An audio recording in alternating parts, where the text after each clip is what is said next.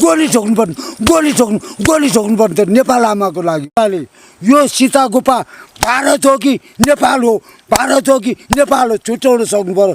नत्र किन पद ओगटेर बस्नुहुन्छ बुढोगोरले गाई ओगटा जस्तो गरेर। यो सीमा हेर्नु पर्यो पहिला। किन नेपाल मिच्छ नरेन्द्र मोदीले? किन नेपाल मिच्छ? हाम्रो नेपाल आमा किन मिच्छ? नरेन्द्र मोदी हाम्रो नेपाल आमा छोड्नै पर्छ। नमस्कार, म हुँ हरि रियाल। तपाईँहरू हेर्दै हुनुहुन्छ हाम्रो यस युट्युब च्यानलमा। तपाईँहरू सबैजनालाई हार्दिक स्वागत गर्दछु। आज म पर्सा जिल्ला ठोरी गाउँपालिकामा स्थित सीता गुफामा रहेको छु।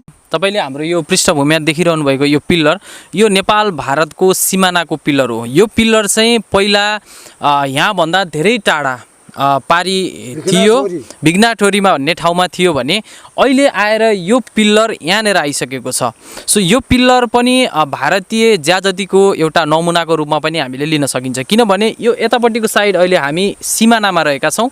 यतापट्टि को साइड चाहिँ तपाईँको इन्डिया हो भने अहिलेको स्थितिमा यतापट्टि चाहिँ नेपाल हो। र यो पिल्लर पहिलेदेखि चाहिँ धेरै पर रहेको थियो र अहिले चाहिँ सरेर यता आइसकेको छ। उहाँ यही ठाउँमा 12 वर्षदेखि यही सीता गुफामा नै उहाँले चाहिँ जीवनयापन अथवा यहीँ बसेर जिन्दगी बिताउनु भएको हुनाले उहाँसँग चाहिँ यस विषयमा चाहिँ अझै विस्तृत जानकारी छ भन्ने आशाले चाहिँ हामीले उहाँसँग कुराकानी गरेका हौँ।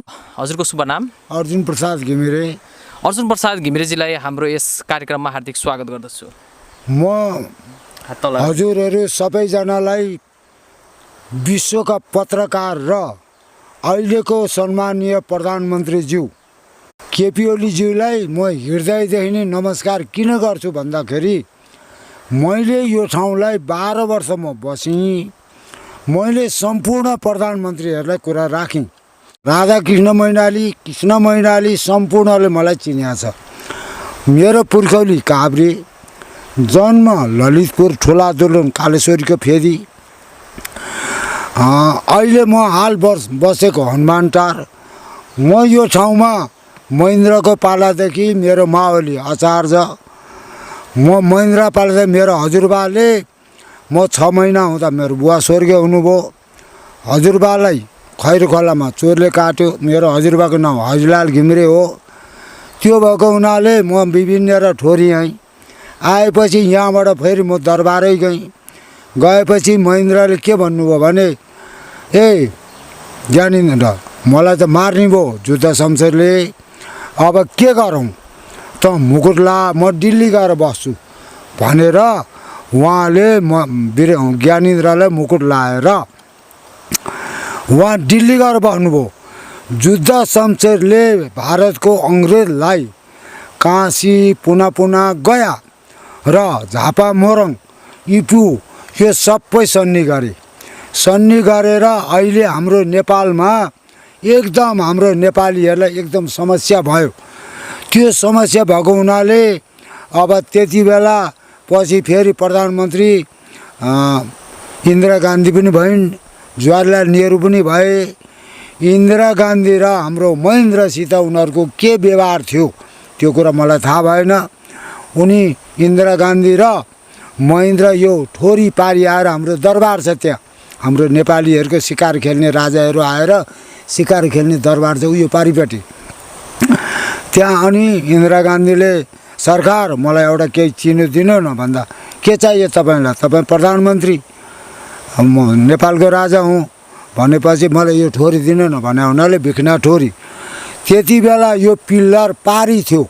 हाम्रो भनाइ के भने, हामी जसरी एउटा कुरा मान्नुहोस्, जस्तै युपीमा जस्तै हाम्रो नेपाललाई हस्तक्षेप गर्न अङ्ग्रेजहरू र आर्मीहरू आयो। हाम्रो नेपाल आर्मीको, म पनि सेनाको जमदार हुँ। हाम्रो सेनाहरूले त्यति बेला गोली ठोक्न सकेन। गोली ठोक्नु पर्ने नेपाल आमाको लागिमा। त्यति बेला फेरि चाइनाबाट आएपछि उनीहरू भाग्नु पर्यो। त्यो भएको हुनाले अहिले हाम्रो सशस्त्रको चिफ शैलेन्द्र खनालले पनि त्यहाँ ड्युटी गर्नुभएको छ, त्यो मलाई थाहा छ। त्यो भएको हुनाले 75 जिल्लाका सिडिओ पत्रकार सम्पूर्ण माननीयदेखि लिएर राष्ट्रपति, प्रधानमन्त्री, चाहे भुपू चाहे बालवालाले यो सीता गुफा भारत हो कि नेपाल हो, भारत हो कि नेपाल हो छुट्याउन सक्नु पर्यो। नत्र किन पद ओगटेर बस्नुहुन्छ बुढोगोरले गाई ओगटा जस्तो गरेर। यो सीमा हेर्नु पर्यो पहिला। किन नेपाल मिच्छ नरेन्द्र मोदीले? अस्ति मुझी रक्सोलमा चिया पकाउने आज प्रधानमन्त्रीबाट नेपालमा कोरोना ल्याए। कोरोना ल्याउने अमेरिका र भारत हो नेपाल जित्नको लागि। चाइनाले बम बनायो हजुर चमेराको, त्यही फुटेर ग्यास फुटेर अहिले यो भएको छ। चाइनामा नि बम बन्दैछ, अमेरिका नि बम बन्दैछ, भारतमा नि बम बन्दैछ। तर अमेरिका र भारतको म मान्न सक्दिनँ। नरेन्द्र मोदी मुर्दाबाद, नरेन्द्र मोदी मुर्दाबाद, नरेन्द्र मोदी मुर्दाबाद। अमेरिका राष्ट्रपति मुर्दाबाद। किन नेपाल मिच्छ? हाम्रो नेपालमा किन मिच्छ? नरेन्द्र मोदी हाम्रो नेपालमा छोड्नै पर्छ। यो यदि सत्य प्रधानमन्त्री हो यदि भने नरेन्द्र मोदी, यदि हाम्रो केपी ओली र राष्ट्रपति विद्या भण्डारी र प्रचण्ड र उर्मिला आएर यो जति पनि यो सिमाना भारत हो कि नेपाल छुट्याउन नसक्नेले के को म प्रधानमन्त्री भनेर किन धाक्दिनुहुन्छ? किन धाक्दिनुहुन्छ? किन धाक्दिनुहुन्छ? सैनिक शासन फेरि लागु हुनुपर्छ नेपालमा। जस्तै 75 जिल्लाका जति पनि मेरो मित्र पत्रकार हुनुहुन्छ, रिखी झमलादेखि लिएर सम्पूर्णलाई मेरो कोटी कोटी नमस्कार। बल्ल अहिले नेपाल आमापट्टि एउटा बाबुराम भट्टराई हो, एउटा मरिजमान हो। त्योभन्दा पनि अहिलेको सबभन्दा डेन्जर भनेको केपी ओली बाहुनको छोरो यदि हो भने उहाँले सप्ताह लाउनु भयो या राम जन्मेकै यही ठाउँ हो, सीता बसेकै यो ठाउँ हो, अयोध्या होइन। यसमा म ठोक्का दिएर भन्छु कि बल्ल नरेन्द्र मोदी केपी ओलीले कुरा बुझ्नुभयो। नत्र मैले पनि यो ठाउँमा 50,000 फेरि भनिसकेँ। मैले जति यातना मेरो जिजु बराजुले खाएको छैन। मैले कुटाइ खाइन कि पिटाइ खाइन कि पागल भनेर सुधार केन्द्र लगाएर हालेन कि पुलिसहरूले एकरो कुरा सुन्यो। प्रशासन सिडियो प्रधानमन्त्री भन्दा पत्रकार ठुलो, पत्रकार ठुलो, पत्रकार ठुलो। तपाईँहरूले एकदम दुधको दुध पानीको पानी गर्नु। बल्ल सत्य आयो। सीतै गुफामा जन्म्यो राम्रोसित।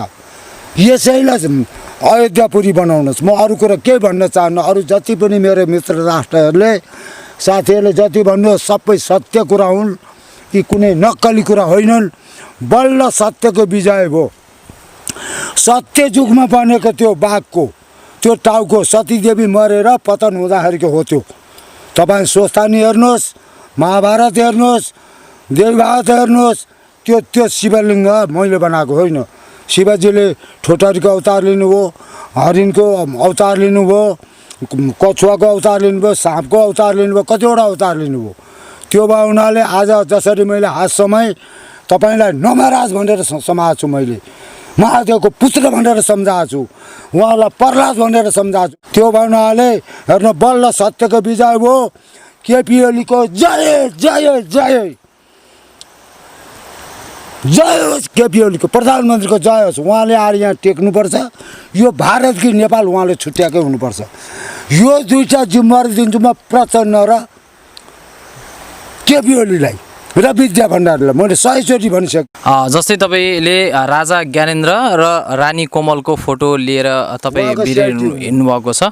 सो तपाईँ प्योर राजावादी पनि हुनुहुन्छ? पक्का ग्यारेन्टी। बच्चादेखि मलाई राजै चाहियो। अब फेरि नेपालमा राजै आउनुपर्छ भन्ने हजुरको मजाले। नारायण हस्पिटल कसले बनायो? राजाले। पोखरी कसले बनायो? वीरेन्द्रले बनायो। पूर्व राजमार्ग कसले बनायो? राजैले बनायो। जुटमेल विराटनगर जुटमेल कसले बनायो? राजैले बनायो। अनि वीर अस्पताल कसले बनायो? राजैले बनायो। अहिले कोरोना आउने मान्छे कहाँ छ त? कुन हस्पिटलमा छ? केही छैन। पूर्वदेखि पश्चिमसम्म राजमार्ग हुलाको रोड महेन्द्रले बनाएको। यिनीहरूले के बनाएको छ? यिनीहरूले बनायो कि? पहिला त्यो जवाफ दिनु न। छैन, केही छैन। अनि 24 राष्ट्र थियो। पृथ्वीनारायण शाहले एउटा राष्ट्र बनाइदियो। मुझे पन्जाबबाट मुसलमान आएर गोर्खाबाट गएर कसैसित लडाइँ नगरिकन अब कहिले कसैको घरमा काङ्ग्रेस, कसैको घरमा माओवादी, कसैका 70वटा पार्टी छ। अब यहाँ मन्त्री बनाएको छ जनकपुर। त्यो मन्त्रीले यो देख्यो त? यो देख्यो? अब मेरो भनाइ के छ भने जस्तो मुक्ति क्षेत्र पशुपति बाबाधाम कुनै ठाउँमा नि यस्तो भगवान् छैन। न हनुमानले पर्वत बोकेको ठाउँ छ, सञ्जय बुटी खोजे आउँथ्यो। त्यो सञ्जय बुटी नचिनेर सञ्जय बुटी भने कस्तो भन्नु होला भने यसो गुम्बा बन्धन चर्को, त्यो काललाई पनि थाम्ने, मरे मान्छे नि बचाउने, त्यो कसले बनाउन सक्ने भन्दा शिवले नै हो, अरू कसैले पनि सक्दैन। त्यो भयो हुनाले तपाईँहरूलाई सबैलाई 75 जिल्लाका विश्वका पत्रकारलाई म कोटी कोटी नमस्कार। तपाईँहरूले जसरी हुन्छ प्रधानमन्त्री यहाँ ल्याउनुपर्छ। केपी ओलीज्यू र विद्या भण्डारीज्यू, प्रचण्ड र उर्मिला चाहिँ यो सीतागुफामा आएर यो पिल्लरमा आएर यो भारत हो कि नेपाल अहिले भर्खर हजुरले हल्लाइ बक्स्यो, सक्कली पिल्लर भए हल्लिन्छ अनि मिच्याएर चाहिँ रहन्छ। तपाईँलाई त थाहा पनि हो। अब मैले यो बोल्दा मैले धेरै यातना खानु पर्यो। कति पुलिसको पिटाइ खाएँ, पारीबाट 12 जना आएर राति झन्डै मारेको थियो। देशभक्त राजभक्त विकास पेर्नी राजनीति पीडित, उमेर 69। मलाई यहाँ जनकपुरको जस्तो मन्दिर हुनुपर्छ। हस् हस्, यहाँलाई धेरै धेरै धन्यवाद हामीसँग कुरा गर्ने गर्नुभएकोमा। तपाईँहरूलाई त झन् कोटी कोटी नमस्कार।